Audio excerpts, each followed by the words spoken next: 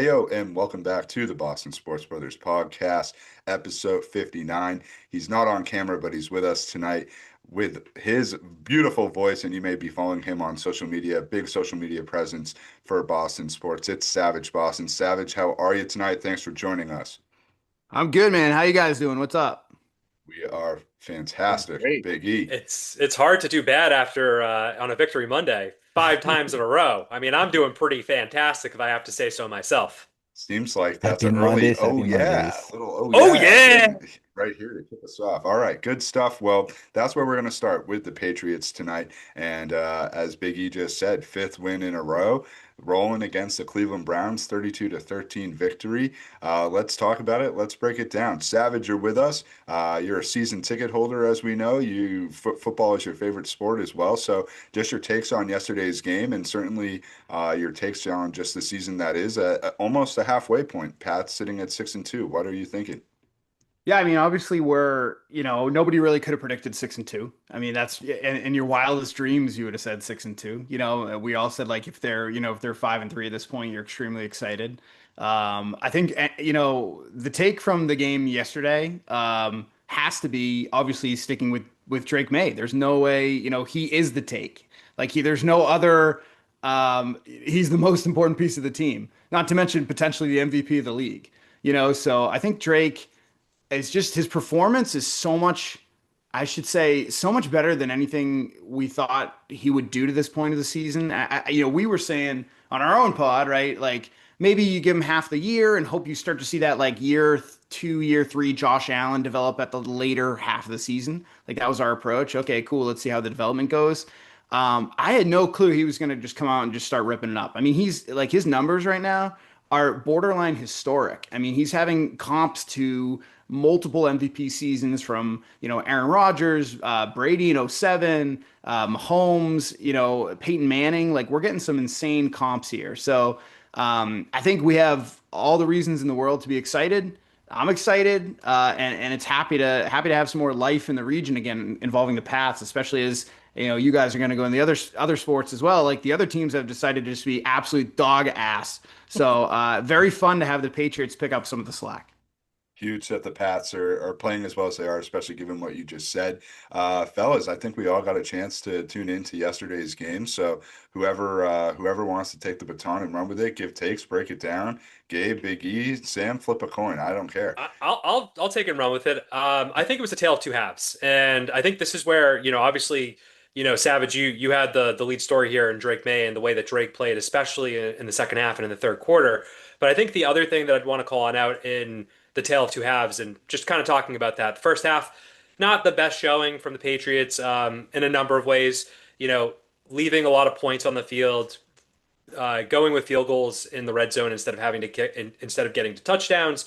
Also letting up a early touchdown to Harold Fannin on the opening drive just didn't look great. The defense settled in a little bit more in the first half after that first drive, but the offense looked a little bit kind of shaky, like they couldn't kind of get the ball in the end zone. I think the other big story here is coaching adjustments that are being made throughout the game, especially at halftime, and that speaks to having a real deal head coach in the room with Mike Vrabel. And talking about that in the second half, it was all about making the right plays. Drake came in, made some great throws. It was nice to see Steph Diggs get his first touchdown of the season with the Patriots. Obviously, having a really good stretch over the last 4 games since the Buffalo game. It was also nice to see Hunter Henry get a touchdown after a little bit, especially on National Tight Ends Day. And then what a beauty of a throw by Drake to Kayshawn Peaches Booty. We like to call him Peaches here, Savage, because of the peach emoji. That was just a beautiful 39-yard strike down the field. And the defense, to their credit, settled in the second half as well. I mean, they did definitely play better after that first drive, but for the most part, really the only points that were let up were 2 touchdowns to the twin tight ends in Njoku and Fannin. So not a lot to really kind of say about the defense. On the offensive line, a little bit of a shaky game for them, but they're also going up against a walking embodiment of a future Hall of Famer in Miles Garrett, I mean, who yeah, had, one of the best games of his career. And athletic freak.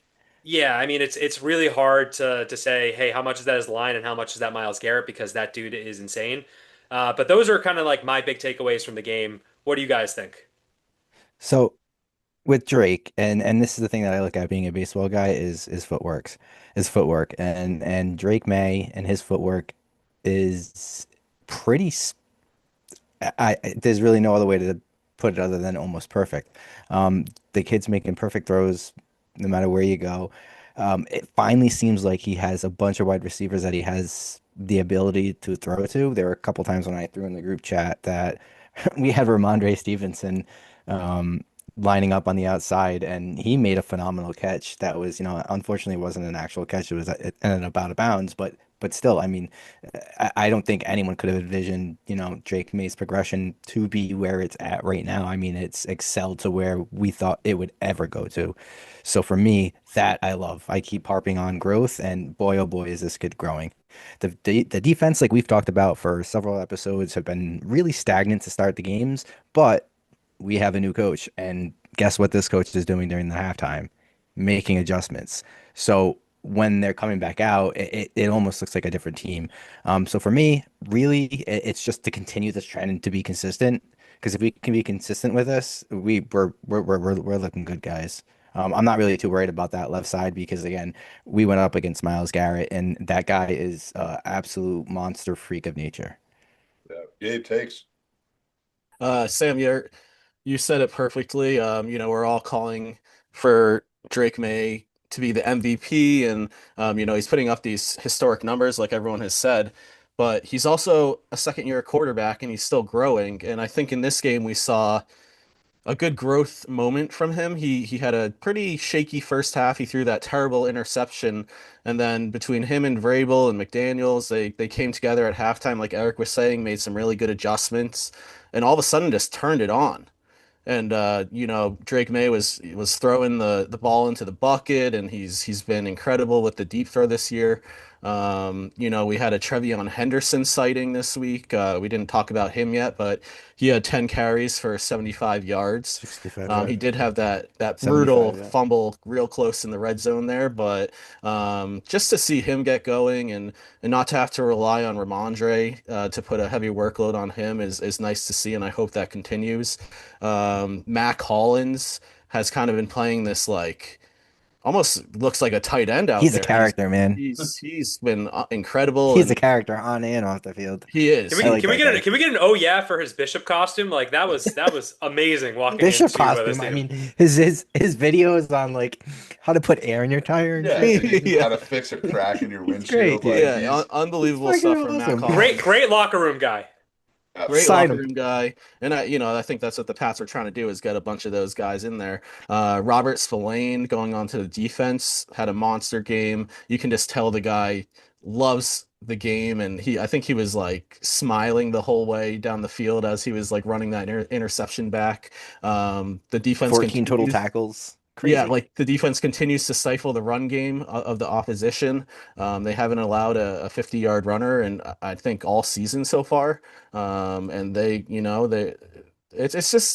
a fun team to watch after watching many years of them trying to figure it out post Brady. It feels like they finally figured it out with the coach, with the quarterback, and then I think everything else has kind of fallen into place. it's been a unbelievable revelation. I mean, for this team to be playing the way that it is, and I think the biggest takeaway yesterday was that first half was tough, but they come out up 9-7 and they played really poorly, to be honest. But to Mhm. still come out with the lead, and then a lot of the talk today around the sports radio world was Cleveland's defense just can't be on the field for that long. It inevitably is going to catch up to them. It's gonna And gas. out of gas, and the Pats took advantage.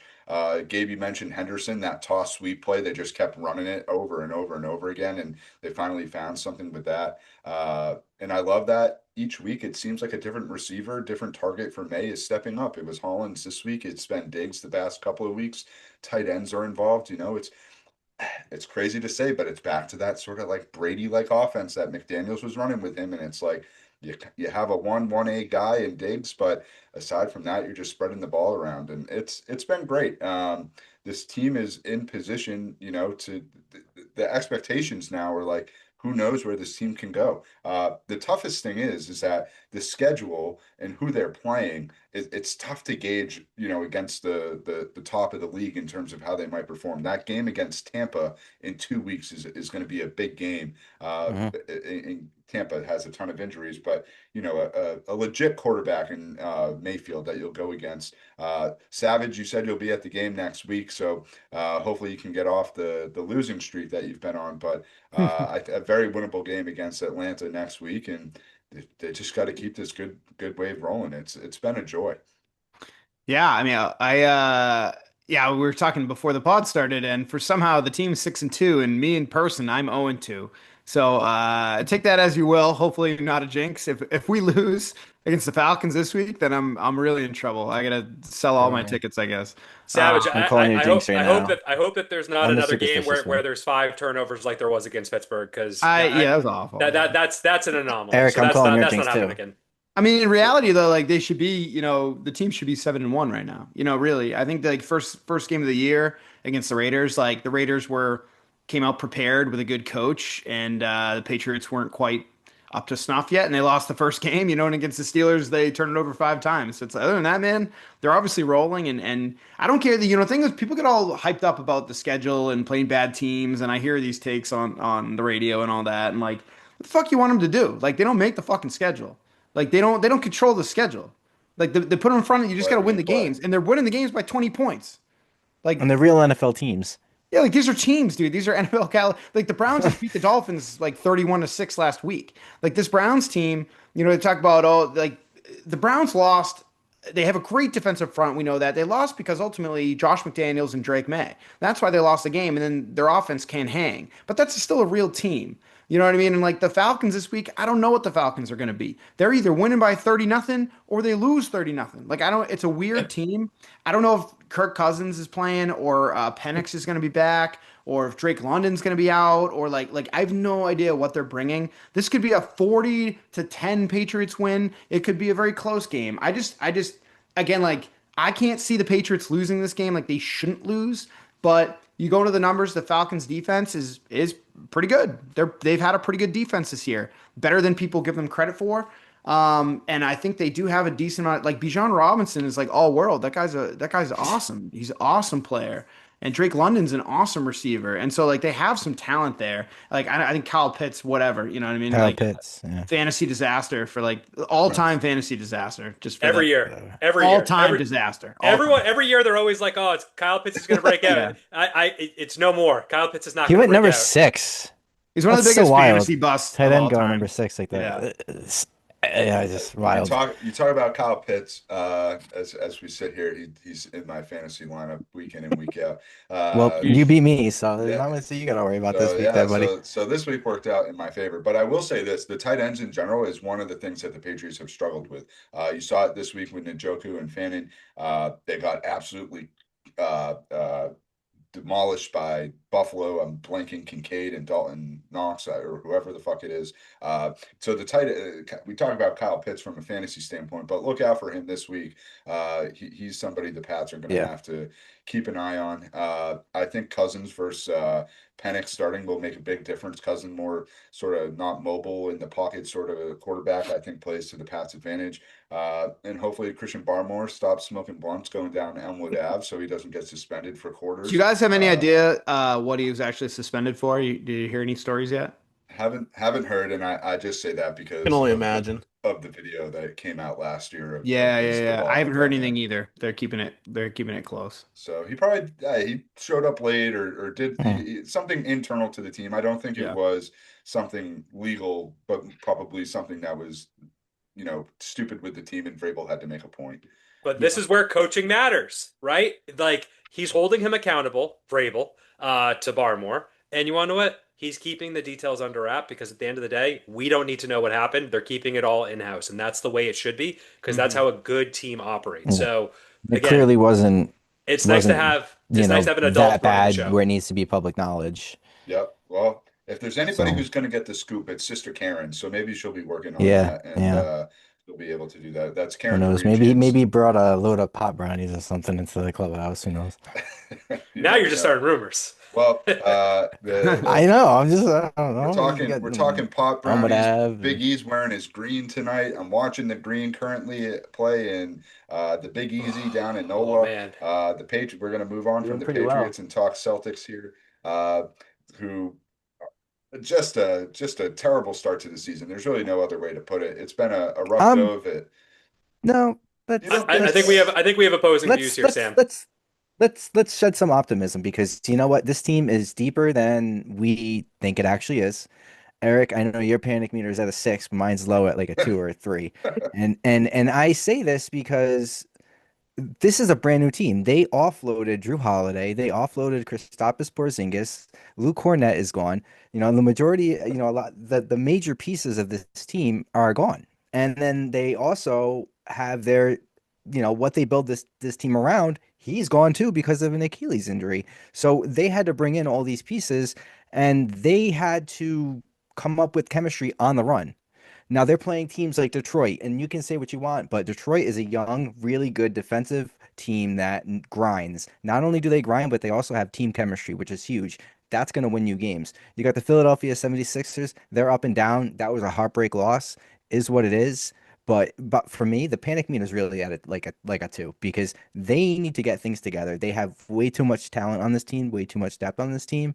You know, I haven't seen in years past Joe play a bench this deep where he's playing that many guys. So it's going to take some time, and that's why I'm not really too concerned. They could go on a 5 game losing streak, and I'm still not. My panic meter's still going to be at a 2. I need a quarter of the way through the season for me to be like, okay, this isn't a good team, or this Can is I where they're ask you at. guys a Celtics question? Because I don't have too many Yeah. times Yeah. I get to talk Celtics. It's usually just like grind and pat stuff. But like I pay attention obviously to it. But like the Celtics this year, I'm more interested in like, and you guys can answer this maybe. What is the what's the long-term plan here? What's the 3-year vision? That interests me because there's obviously not enough talent on this team to win any significant Yeah. playoff series this year. I think that is like without a doubt, let alone potentially not make the playoffs. So like you look at as you just listed the dudes off, like who is it? Drew Holiday, Yeah. Porzingis, Cornette is a good piece. Al Huge piece. Horford, Tatum's Yeah. injured. I mean, you lost Yeah. basically almost all like you just have Half your Jaylen team. Brown and Pritchard Yeah. running around. So and you have no centers. So like what's the I want to know the vision. Is this a So bottom Biggie, out what? it's year? Hold I on, can it's help out Sam. here. Let Big well E jump well in. Yeah, yeah. Let Big E jump Kayla in. actually said it. Go ahead, So Big E. Kayla Burton. I got a take on what's going on here. So the CBA, the way it was set up after the Warriors went on their run and they were spending a ton of money, the rest of the league said, "Hey, we don't want teams to do this anymore and just spend well over and pay a ton in luxury tax." So when they Mhm. did that whole CBA, I think it was back in 2019, 2020, they basically made it impossible for teams to do what the Warriors previously did in the mid 2000s, which is what the Celtics were set up to do here It's from basically their a run. hard cap. It's almost like a hard cap, like the second year. Yeah. It's not just a hard cap. It's basically penalizing you in terms of losing future first round picks, giving you no Money. ability to flexibility to sign players, just because like if you have an owner who has deep pockets that doesn't care about the tax, this is designed to hurt that type of owner because they Mhm. want to put them in a position where they're not able to win. So what the long term vision is by selling off those pieces, which at the end of the day, some of those guys are a little bit older, right? They're not meant to be part of the next wave. So what this year is all about is getting under the tax and getting under the apron. So there's still another move to be made. I'm pretty sure that Anthony Simmons is going to get traded around the trade deadline to suffice that and keep them under the cap. It's not about what they spend throughout the year, it's about where they are at the end of the season. So I think what they're trying to do is figure out who in this, next wave of players that they have here are they going to keep for the go forward, and how long can they just make sure that they stay under the cap, have a somewhat relative competitive team by the time Tatum comes back, because I think we're all in agreement now at this point that Tatum is going to come back at some point this year. See what they can do for a run. I don't think we're expecting them to be a championship level team, but can they show some fight, make a little bit of a run in the playoffs and see what we have with who we have right now? And then next season, once we've been under the tax, we can then start overextending again, and making sure that we can start signing some more players. Another thing that's an interesting wrinkle about this too is that the media deals are all going to start now kicking in, which is going to have a huge impact on the cap. people have been talking a lot about the Brown and JT contracts and how much money is being dedicated to what they are making with the team, especially from a cap perspective. The cap is about to shoot up a ton with all that Amazon money, all that NBC money, all that ESPN money, with Oh, all the new media deals coming in. So, as far as the outlook for the team, Gambling. I don't think it's an outlook that's bad long term. I think we feel actually pretty good. Short term, I feel pretty bad because it's going to be a rough year where games like the opener where we lost to the 76ers, those are games that we need to win, right? The game against the Knicks are a team that, is clearly the class of the East right now. They have a lot of synergy from last year. That's a game that I expected us to lose. The Detroit game is one of those games that we need to be more competitive in those types of games. And yeah, we're playing from behind in a lot of those games. Even the game against the 76ers, we fell apart defensively, and that's where the issues are going to come in. And yeah, Tatum will help that when he comes back, but we also need to see what we have right now and who can develop to help out. Otherwise, let's see what Brad can do in finding other undervalued talent across the league because he does have a good track record of doing that across the league. for sure. So Gabe, that's what. any There you no, go. great stuff, Eric. I Great think take. you Yeah. you really like that's where this team's at. Like it's been a tough season. Gabe, jump in on any Celtics takes, whether it's the game, season overall, the Um, outlook. I mean, if we're going panic meters here, I'd probably be right in the middle at 5 right now. I did not think this team would start 0-3. I mean, they've had a couple close games and they've had these big leads to start games and they just completely let them go as the game goes on, which is really frustrating. Thankfully, some things that make me less nervous. It's like they're turning over the ball at an incredible clip. They're bottom 5 in 3-point shooting right now in the league, which is still so early, but Mhm. those are things that at least you can correct and that can get better and potentially give this team some more hope moving forward. But the real issue, I mean, you've heard it all over the radio and TV, is the rebounding, and the front court is abysmal. I mean, Neemias Queta, like he is a good player. On any other team, he would be probably like second man off the bench, and he definitely has improved his game since he's been with the Celtics. But you can just tell, like, I don't know, it's just it's he's not the guy that you need out there to really be that centerpiece of the front court. And then you go down the line with Garza, who, is a fine player, but he's not going to really do anything spectacular for you. And Bouchard has been a little disappointing in my eyes to start this season, or Boucher, excuse me. So it's just, I worry about the rebounding, and it's extremely frustrating to watch this team just give the other team second point, chances, and it's been a frustrating start between the Celtics and the Bruins. I'm so happy the Patriots are 6-2 right now. It's yeah, as Matt McCarthy was on at the beginning of the summer, and the title of that episode was "Everything Sucks" because we didn't have any expectation for the Patriots.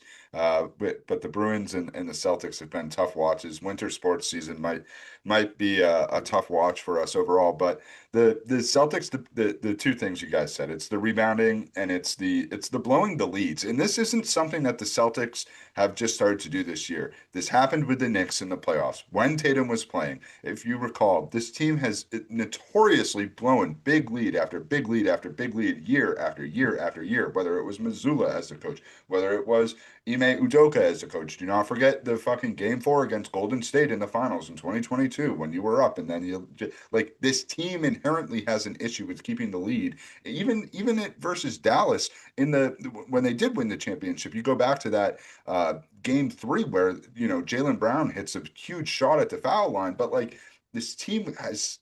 Why can't they just fucking take a 20-point lead and keep it there? Like it's maddening. It's absolutely maddening. It's a game of runs. It's a game It's of a runs. it's a game of runs, but it's also I know we all love Joe, but sometimes the coaching style and jacking up the threes and you're just they're getting clobbered on the board. So Brad's going to have some work ahead of him in the trade deadline season in the off season. It's hard to see right now who might emerge as part of this new wave of players that goes into year 2, year 3, year 4 moving forward. But you have another 2 years after this with Brown and Tatum's contracts to really sort of reload and go for it again. So this season, as we all sort of expected, was going to be sort of a lost season, if you will. It's off to a worse start than I think any of us imagined, but lots of basketball left. Krasner, your panic meter could be correct in a sense that, you know, a couple weeks from now they're getting back to close to Hey, 500 ball, and you know they're hovering around that playoff what did spot. Kayla say that Pritchard said about what did Kayla Burton say about Pritchard in the building? You know, the Yeah, I think no, expectation is championship or bust with them. which they I have. want them to have that expectation, but us as fans, for what we can see, this is not a championship level team, and I don't think any of us expected that this year going in, and that's okay. It's now about just getting back Exactly. to Well, give me a couple more where games and they then can be that team next season and the year after. You want to talk about something that's been I taken just over want the more than NBA? 3 games. Yeah, Yeah. I agree. You want to talk about something that's been taking over the NBA? Holy moly, there was a little bit of a scandal that broke out over the last week. So I think we got to dedicate a little bit A of time to little. talking about this gambling scandal. Does anybody want to kick us off and really dive into the particulars here? Savage, did you I see will if what? you want me to go Yeah, ahead and tell Yeah, please, me do about it, that. please. please. Yeah, Yeah, please go I had a for it. clip. It's crazy. I had a clip that had like 7 million views or something from like, which was wild from Brian Windhorst talking to, I forget who, but Brian Windhorst was on a pod talking about how, you know, long story short, the league knew that there was a gambling scandal happening. I feel like this is the biggest point. Kind of, well, they're all big points, but like the league knew that there was a scandal, right? The league knew that Terry Rozier was point shaving. They knew that there was a couple things going on. So the league forced him to sit out like the whole rest of the year, right?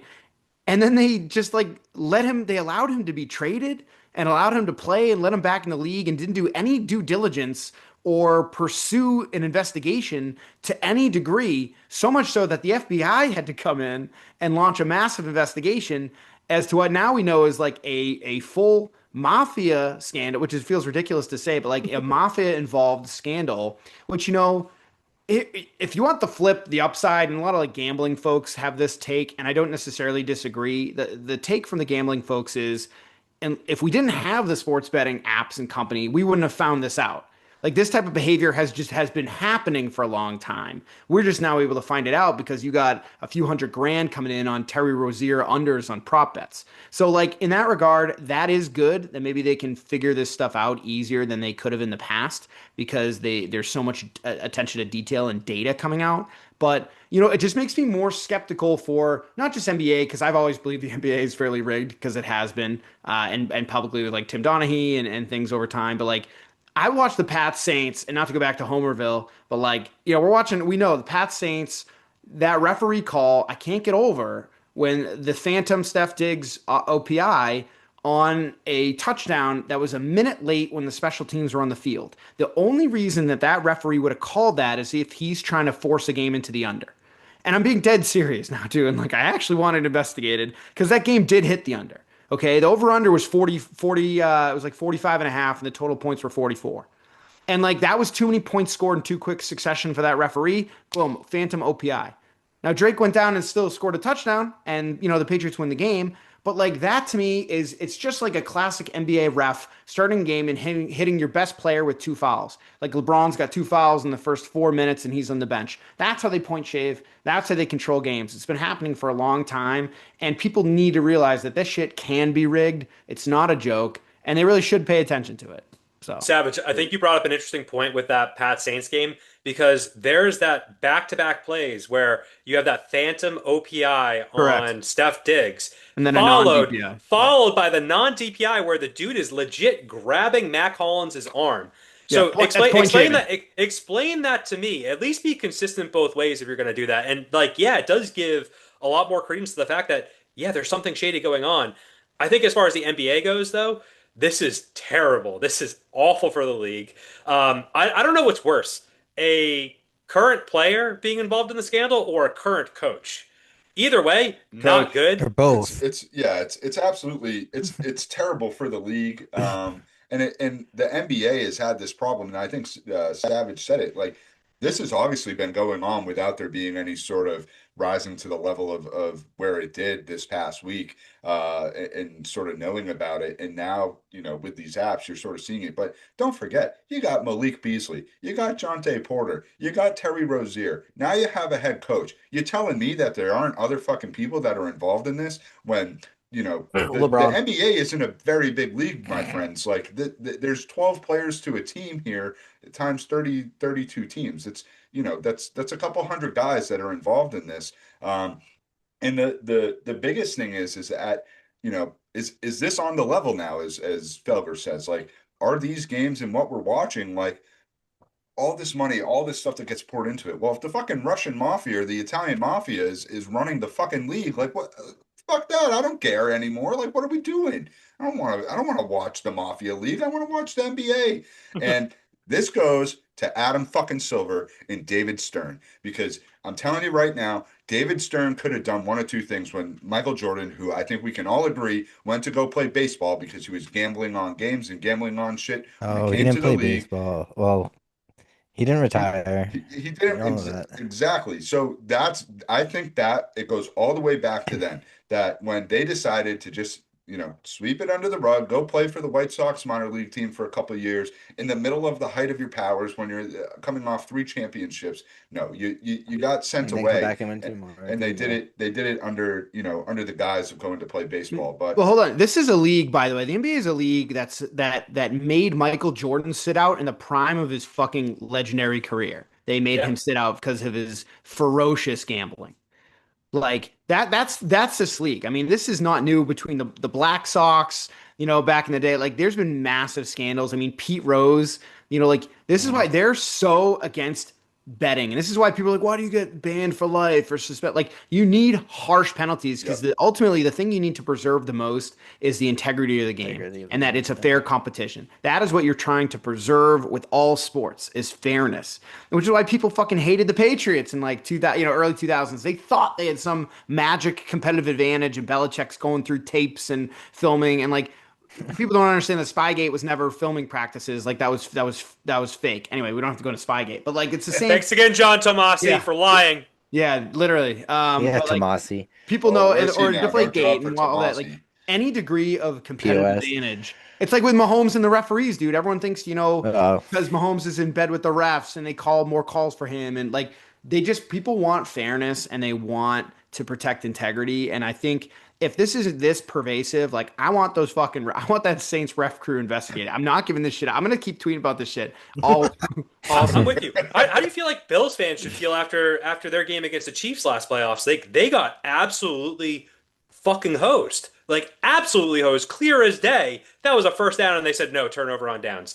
I mean, it's an integrity issue across all the leagues, but I think the NBA in particular. Oh man, they have a reckoning coming. I saw earlier Yeah. before we hopped on that that Congress is now requesting Adam Silver to come in and do Oh, I can't Adam wait. Silver to live come. hearings. So there's a lot that's going to come out on this, I'll and just say one quick you know thing. that the FBI does not just act without evidence. So they have all the evidence they need to I put I was people just away about to here. say, yeah, and yeah, pretty much just take the words out of my mouth. They don't have a press conference unless they know for 100% certainty that they're gonna get not that a guilty verdict is a good thing, but that's just how they work. They're going to get more They guys to don't put flip out too. an indictment on someone unless they know for 100% certain.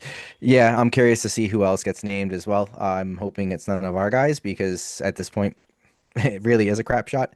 But the coming weeks, we'll see if there's, suspensions, injuries, things of that nature.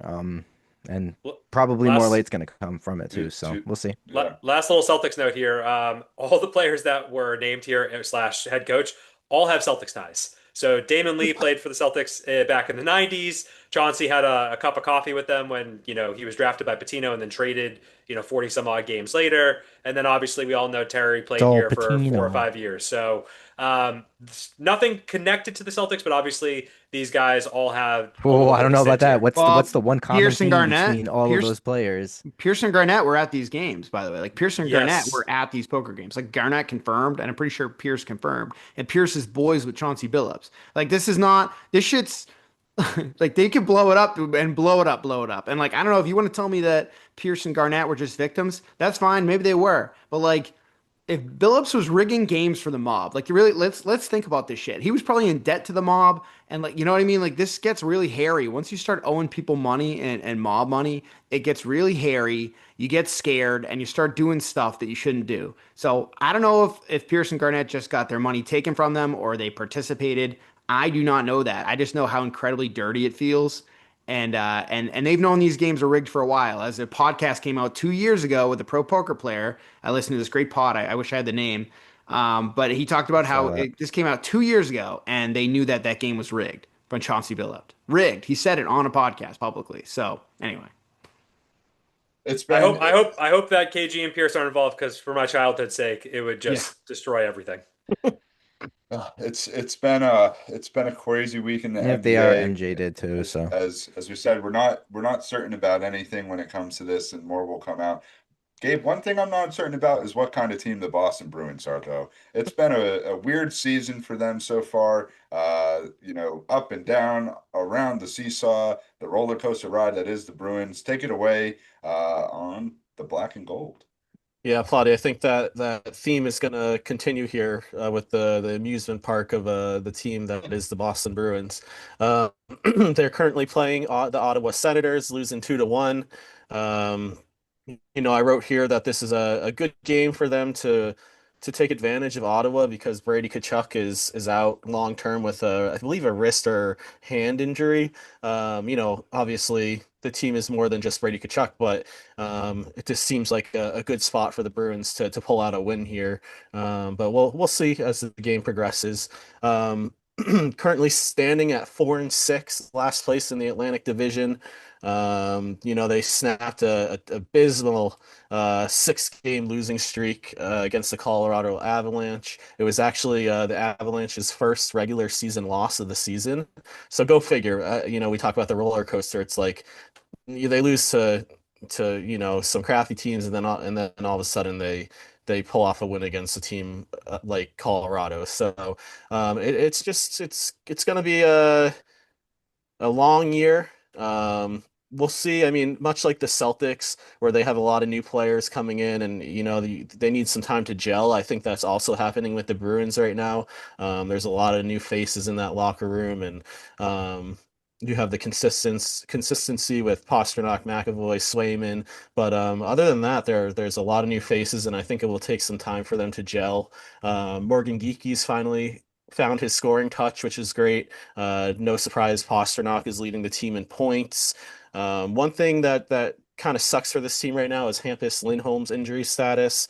He was out for a long time last year. Now he's out again, placed on IR with a hamstring injury. So not looking good on the defensive front for this team at the moment.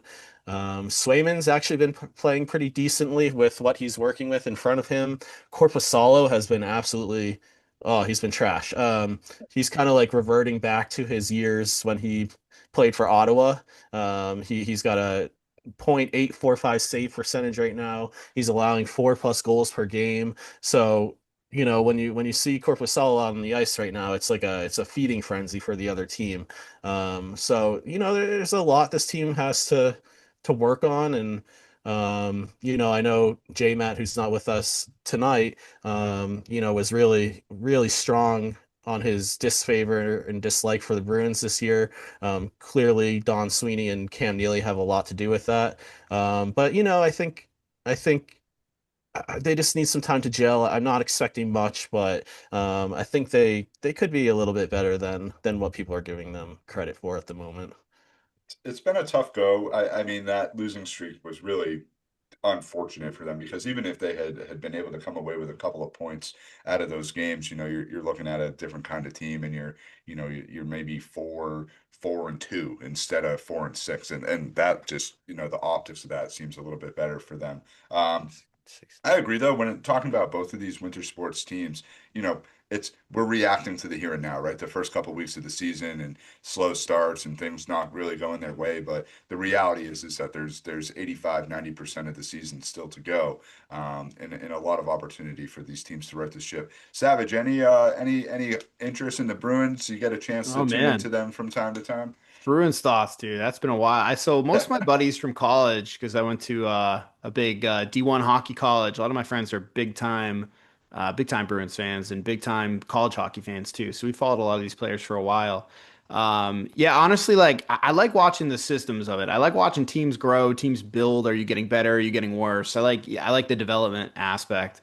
And with the Bruins, I'm kind of looking at it and like they were a really great competitive team for a decade, for more. Like they had a great run, and now it's just unfortunately like it's kind of like happened with the Pats in some respect. Like you just it's like a full shedding of talent basically. Like they are not a talented roster, and it's kind of like where the Celtics are at right now. They're really comparable. Like they just I look at the Bruins roster and it's like how many normal people in Boston, the Boston area, could name you three people on the Bruins?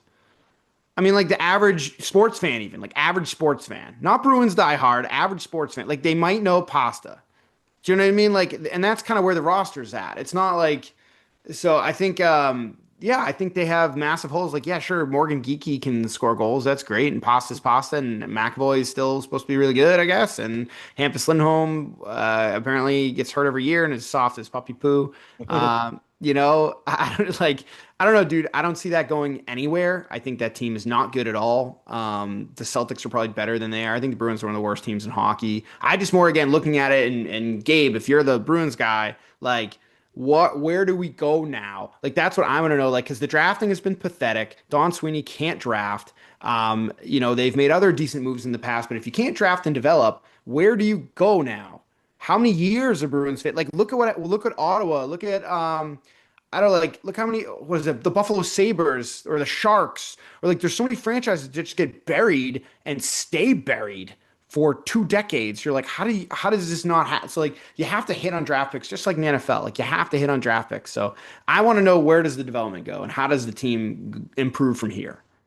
Yeah, I mean that's a great point. I mean this team really hasn't produced many prospects that have played at an elite NHL level since, the Bergerons and Marchand and some other guys. But yeah, it's not looking good for Sweeney. It's really not. I think the change comes when he's out of here. Just talking college hockey, the BC Eagles is pretty much the like Bruins minor league team right now. And they're getting their asses kicked on a nightly basis. So it's like Huh. it's just like great. So now we drafted James Higgins, and everyone's very excited about that. But how good is this kid actually going to be? I think a lot of people see him as being like the next big thing for the Bruins, but it's hard to trust any of these prospects when you know who's at the helm, and Don Sweeney and Cam Neely, and I think it starts from the top, and they need to really tear this thing down before anything Well, good comes of. to that BC point, like I'm trying to even understand what would be comparable to this situation in any other major sport that for some reason you're drafting just from a local college instead of like Yeah. I don't know, from a different powerhouse school or something. Like, can you imagine if fucking the Patriots like we really only want to draft from Merrimack College? Do you know what I mean? Like, it doesn't. Yeah. It like you're trying to work out. And it's like we don't want Alabama. Like, we only want Boston College. You'd be like, I don't understand. Like, pick the best player. So, like to me. Again, my friends, right? We don't like BC hockey usually because, again, I went to Northeastern, right? So, big Husky fans, and we don't like BC because of the good rivalries. But I just don't understand the dynamic. I don't get how they can even get away with this. If they miss on Hagens and he doesn't develop, just like they've missed on whether like Fabian Lysell and like some of these other guys, and they're fucked, like fucked. So, and Don Sweeney, everyone thinks should have been fired anyway. I don't know why he hasn't been. Anyway, you guys go for it. I'll just keep I it. think I think No, even I if they agree. hit on Higgins, like it doesn't matter. He's still a couple years away, and like Yeah. that's the problem is all these guys that they're going to draft and develop over the next 2 or 3 years, they're not going to be hitting the league immediately. Like they're not going to get a Connor Bedard who's going to come in and start that first year. These Hmm. guys typically go to college because they need to develop their bodies because it is a man's game. I think that's the one thing that the NFL has right over all the other leagues. And say, yeah, a lot of people don't like the fact that you have to play, what is it, like at least 2 seasons in college before you're eligible to go play for the pros. But like, there's a Hmm. reason why that's good because those players need to develop their bodies to go play against grown men. I think you see the same thing in hockey more so. You just don't see people making that leap as early because most of those kids are kids. They're not grown men. They don't have grown men bodies, so they can't play against them. Yeah. It's I don't I know. mean, They got a lot of work to do. Go ahead, Gabe. the big sentiment right now is like there is a Connor Bedard-esque player in the upcoming draft, and it's like, do you want this team to just Tank. tank it and try to go for this kid? But at the same time, it's like, and Savage mentioned it, it's like all these other teams like Buffalo and the Sharks and Even the just Blackhawks still the fucking suck with Blackhawks, Bedard. they've all tanked it, and they're still in this terrible situation of not being in the playoffs. And I don't know, Buffalo, what is like 18 years now? It's like They It's it, brutal. suck. It's it's brutal. ridiculous. So it's like, do the Bruins really want to go to the dregs of the dregs and start over Yeah. that way, or is it something that they can kind of piece together as we They're go there, along dude. here? They're there. They're Yeah, there in the dregs now. Like this is the unfortunate reality. yeah, They've gotten to like as soon as they traded Marchand and like that was like the final like all right, I guess we're just done with this now. Like I know yeah. again, it's like I just want to be in the room of the brain trust like them, like Sweeney and what do you call it, Sturm and Cam Neely and sitting there and be like, hey guys, like all right. Where do we just have to have a whole year of suck? Like, where do we go now? Like, do we sign a couple big free agents? Like, there's supposed to be a way that you equalize this talent. Like, guys shake free, you sign big free agents. You got to find a way to do that. Like, at least with baseball, that's why the Red Sox fans have been angry for years. Like, you can overspend in baseball and like make your team straight up better. Like, if you just want to spend 70 million more than the next guy, you can just make a better team. Go sign the best pitcher in the open market. Go trade for Garrett Crochet. You know what I mean? Like, you go You hear make that, John deals, Henry? Spend money. right? Spend money. Like if you could go sign Kyle Schwarber to $50 million a year or some shit, and like you're like, all Oh, right, we got a guy who can hit 50 home runs. So anyway, like with hockey, the cap feels so tight. Like I don't, it feels it's like the opposite of some sport, like football. Football, the cap just keeps going up. Fuck the cap, you know. But in hockey, it's tight, and you all of a sudden you pay a goalie like 10 mil a year or something, and you don't have enough money to go around. So I don't know. I don't know how they make this better. I don't know enough about hockey. I don't know enough about the mechanics of making a hockey team better. But it'll be interesting. Again, like a lot of my friends from college, they still text daily about it. Like they're big Bruins fans. I don't watch as much as they do, and they're not happy about the team.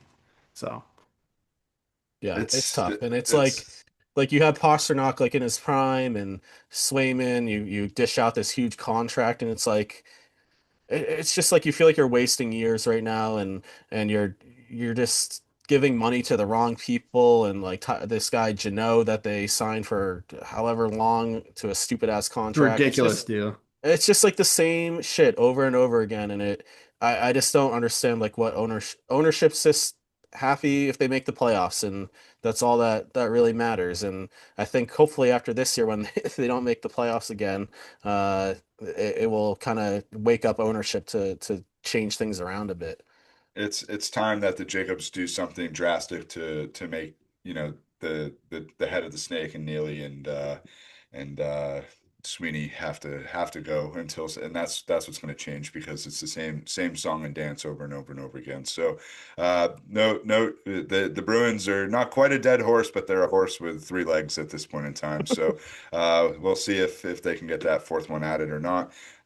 Let's do just a very, very brief baseball minute. There's really nothing going on with the Red Sox, and we've touched on everything in terms of where they're at right now and things that are going on. The hot stove will start to heat up in a couple weeks. But the World Series is going on and tied 1-1 currently. Toronto and LA. Yamamoto with a nasty game two, going the complete game, and it's great to see that. Kraz, any takes on the World Series? Anything that you're looking forward to here as the rest of the series plays out over the course of this week? yeah, really just wanted to quickly touch because I know Savage talked about Schwarber.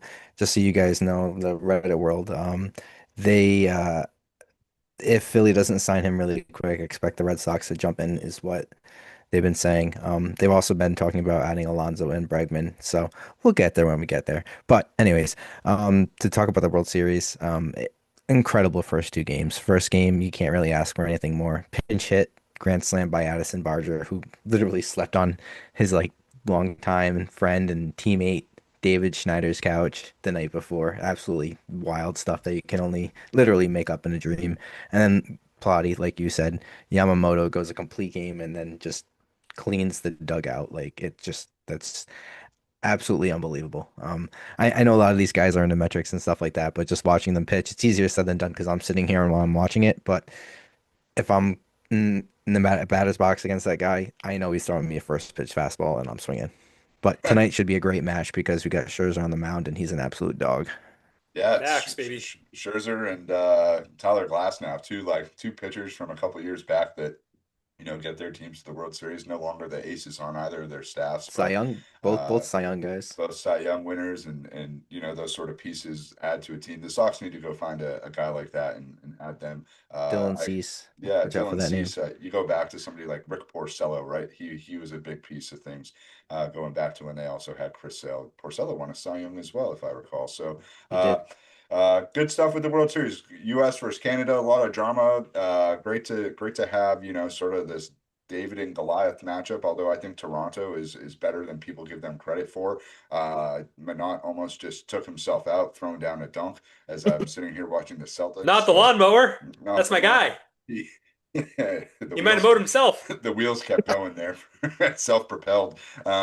Excellent. Well, we've had a great time with Savage being on the show tonight. It's been great to dive into all things Boston sports on Around Town. So Savage will get you out of here with two questions. We ask every guest Sure. this question: your best restaurant recommendation in Boston or Greater Boston, or favorite place to go eat, and then lastly, where can folks find you across social media? Anything you want to promote to the audience? Oh man. Okay, restaurant. Ooh, I like this. This could be a long answer though. I'll keep it brief. I would say one of my favorite spots with the wife for like a really nice, like a nice dinner is she's Italian. She loves the North End, so we go up to I really like Mama Maria in the North End for a really nice sit down. Excellent like lobster raviolis and just incredible stuff. So it's one of my our favorite spots. Nice glass of wine. Nice bottle. So. Yeah, we went there recently and that was great. So, and as far as finding me, you guys probably if you're listening to this, you might know where I am. I'm on Twitter somewhere yelling at people. So, Love it. Savage, thanks for joining us. We appreciate it. Be sure to check out his social channels. Lots of great takes and following all things Boston. Just one of the first follows that we had when we got the pod started, and he helps keep us up to speed on everything. So, Savage, appreciate your time. Thank you for being with us tonight. We'll see you on another episode down the line, and we'll continue to interact on the socials in the meantime. all right, appreciate it, guys. You're gonna turn around that record this week. We're gonna be 1-2 after this week against I need Atlanta. it, man. I need it. If we lose, Get I'm it. really gonna lose my fucking I mind. believe in you, Savage. We I got believe this. in you. Selling all my This is tickets. all on you. It's me. All right. Peace out. See ya. All right, See ya. fellas. Have a good night, dude. All What a right. guy. Great guy, Savage. Appreciate his time. Great insights. Appreciate him being with us. Big E, take it away. I got to go off camera for a minute to take care of something real quick, but Yeah, I'll you be do right it. back. Take it away, Big E. All right, guys. It is my favorite segment of the week. It's the time where, we get to talk about the things that, we don't really like, we don't enjoy, the things that make you get up and you go, oh, yeah, oh, like get out of here. Just terrible things. And there are things that get me excited, that make me jump out of bed in the morning and yell and proclaim, oh yeah! Those are the things that I love. Who's got a yeah, oh, or an oh yeah this week? I think we might have to go yeah oh to start this week. Not to bring the episode down or put it into a somber mood, but there's been a lot of young guys passing away too early. These past couple weeks, we had Doug Martin unexpectedly passing away last week, which we went over on the podcast. This week, Nick Mangold, former center for the new the Jets, New York Jets. He passes away at 41 from kidney disease. He put out a couple of weeks ago that he was looking for a kidney. It seemed pretty desperate if you're blasting it out on social media. Unfortunately, a couple of weeks later, complications worsened and he's no longer with us. It's a terribly tragic story. He, on a Jets team that we grew up hating, he was one of those guys that was a leader and a role model that you want to look up to. He was a bright star on that team, and unfortunately, this is life, and it does. This is part of it. Unfortunately, he leaves behind a wife and four kids, and it's just a really a really sad and tragic story. You had Rex Ryan like bawling his eyes out on TV, and obviously he was head coach when Mangold was there, and it hits home with me too, just having the kidney transplant, and it's sad to see that someone lost a life. Even though, there is something that could have helped him, and I feel for him and his family. And then another guy that passed away that people not might not know as well, a Barstool guy, Barstool Beef. Um, It was today one of or you this guys could weekend. probably speak more onto Barstool Beef than me, but it seemed like based on all Barstool's videos that it hit them really hard as well. Yeah, Beef joined Barstool maybe a little over a year ago in the foreplay guys. And foreplay at Barstool is one of their most successful brands and does everything golf. And uh, uh, I think Beef's name was Cody Frank, but everyone knew him as Beef. He was a really big guy, large human being. In all honesty, probably not in the greatest of health. But it was devastating to hear because he had a unbelievable personality and was bringing things to Barstool in a way that was just a class act. And to hear what happened over the weekend with him was devastating. And same thing to you, Gabe. I had a guy back in college that was a very large human being. His nickname was Bubba. And he passed away way too early in his early 30s, at the same age as Beef. And it crushes you when you lose somebody before it's their time. And it's super sad. And the Barstool, world is obviously feeling it. Nick Mangold did a ton with the Barstool folks as well. Him and Big Cat were really close. He was on the Yak like 2 or 3 weeks ago. Um, and that it's tough, and it is the reality of life. We get to come on here and shoot the shit and have a good time each and every week, but reality is that this is a fun thing that we get to do, and there's a lot more serious things that go on. And with that being said, check in on your friends, check in on your family. If you know somebody's going through something, make the time for them if you can to reach out and be there. And the enjoyable parts of life and things that are nice to do will always be there. The things that you need to do might not always be there. So don't forget that. Biggie, if you want to chime in, absolutely feel Yeah, free. just real quick. I think it's like, we're not old guys by any means and we're not young, but it's really odd to be in a spot now where you start to see some of your contemporaries, people that were either, younger than you or a little bit older than you by not many years, really starting to drop. So obviously the Nick Mangold thing is just terrible all the way around. From everything that we've heard about him, he's just a great person. So it's terrible to hear that. And obviously the personal connection we all have with that's happened was just awful. And then on Barstool Beef, I personally was not super familiar with him, but as someone who has like lost a lot of weight over the last year, it's things like that I look on and say, hey, maybe that's something that potentially saved my life because I certainly wasn't in the best shape. And I was lucky enough that I could pull myself out of it, and I'm happy someone like Frank the Tank is doing that as well. But others need to take advantage of that because we certainly don't need to be losing people in their early 30s if we can avoid it. Absolutely. I mean, and we have several friends of the podcast that work at Barstool. I mean, we've had several people on. So that's the other thing as well. Anything that you can do to take your physical health and mental health and prioritize that in any way, shape, or form, do it.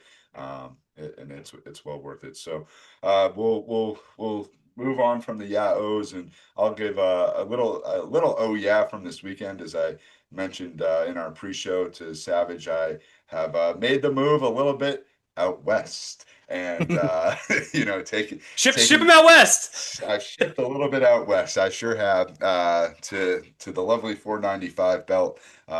So doing the podcast here from the first time, it's good to see that I think my Wi-Fi has stayed steady here. But I gotta give a big thank you to Big E as well Can't as blame J me. Matt, who's not here tonight, for their recommendation of Esquire Moving. These guys were unbelievable from the start through the finish of the job. Three guys came to our spot on Saturday morning at quarter of 10, and they were out of my new place at 4:30 in the afternoon. It was unbelievable. And they did a great job. I couldn't recommend them enough. So if you're moving, whether it's from an apartment to a new apartment or apartment to a house, whatever it is, fair rates, good guys. Couldn't recommend them enough. So Esquire Moving, put it in the Google machine, and they'll get you the rest of what you Maybe need. they'll So sponsor us. hey, we'd love it, Esquire. I know, right? You never know. You never know. I'm aboard. All right, let's take this baby down the pike and bring her home. Brought to you by Esquire Moving. Yeah. We need a picture Nicely of us. done. We need a Nicely picture. done, Kraz. We'll clip that and send it to them. Okay, the Pike, where the Pats take on Atlanta Sunday, 1 o'clock game from Gillette. Celtics with a full slate this week, 5 games on the docket. Cavs, Ooh. Sixers, Rockets, and Jazz, and the Bruins with 4 games, currently taking on Ottawa, and then they take on the Islanders again on Tuesday. Sabres and Hurricanes this week. So fully loaded slate across the board. Great sports week and sports calendar time of year. Gentlemen, it's always a pleasure. Big thanks to Savage. Any parting words, boys? Sports Equinox is happening right now, That's by the way, right. Happy guys. Sports Equinox Day. Happy Sports Equinox Day. Oh yeah. All four, All four. baby. It's the one day every year where it happens. So Oh, yeah. the other one. we love it. We love it. Oh yeah. Today for that. is the day the Red Sox broke the curse. Fuck you, Yankee fans. Oh yeah to that as well. Oh yeah. Got to get that in. Near, far, wherever you are, we thank you for tuning in. Always a pleasure. Big thanks to Savage once again. See you next time on the Boston Sports Brothers Podcast. Episode 60 coming next. Peace. Later, boys. Adios.